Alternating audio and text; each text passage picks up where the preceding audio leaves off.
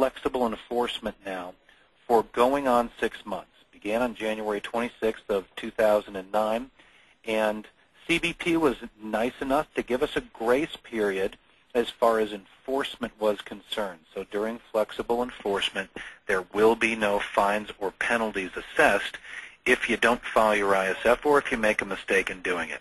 In essence, what they want you to do is to learn the process, develop procedures internally at your company. And what we mean by that is you have to figure out how to get the correct data set and not just get it from an accuracy standpoint, but you also have to get it in time to file.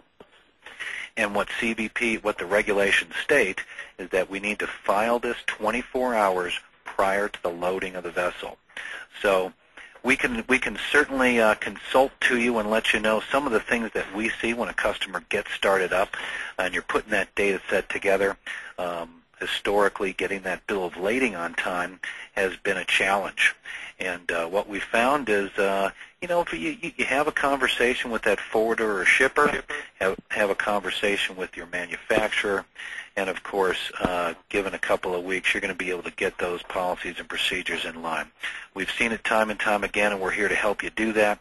In fact, we've also put some resources into TRG Direct to let you put together a letter and put it on your letterhead to forward to those vendors and other trade partners in order to get that information, because it is serious. And if we don't get it and we don't file this, going to be in trouble. The fines are rather excessive.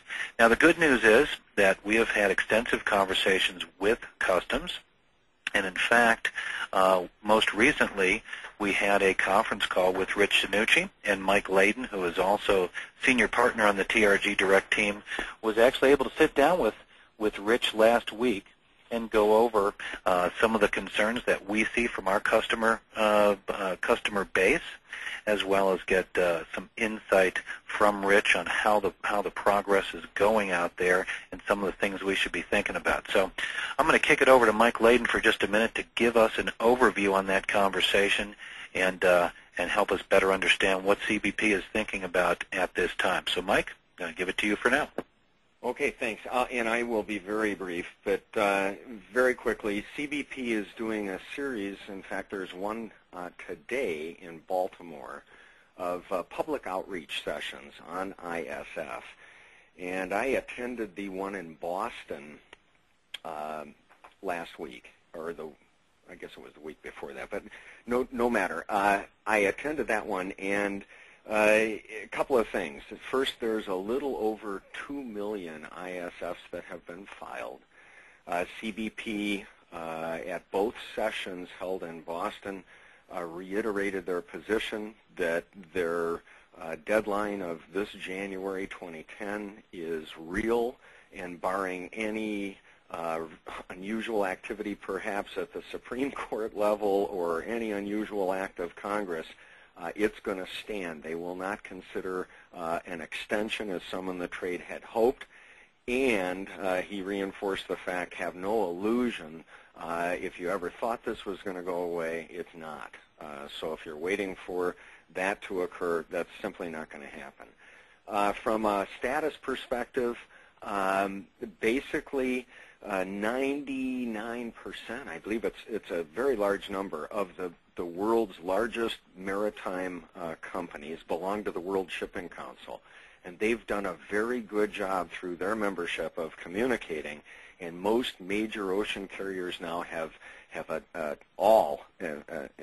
changed their practices of issuing the bill of lading, most of them right at the time of booking. Where the problems, and CBP is experiencing still, are with NVOs, and their message was frank and very clear. In fact, it was reminiscent, if you will, of Commissioner Von Raab years ago, the famous to the brokers, automate or perish edict.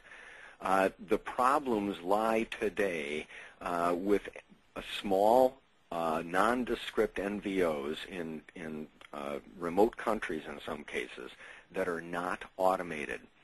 And the message is very clear. Today, you should be using and ensuring that you're using an automated NVO if you're involved in house bills. and making sure that that NVO enters it properly through AMS, that part of the ISF. He reiterated, again, time is of the essence for getting in the program from a mitigation guidelines perspective. They are deadly serious about giving those that get into it lots of credit if there is a bump in the night after January. But basically, in their mind, if you're jumping in late December, early January, it's too late, and they won't take mercy on you, if you will, in the mitigation process. And if you're interested in these public outreaches, there is information on the CBP website. The next one is next week in Miami. Then there's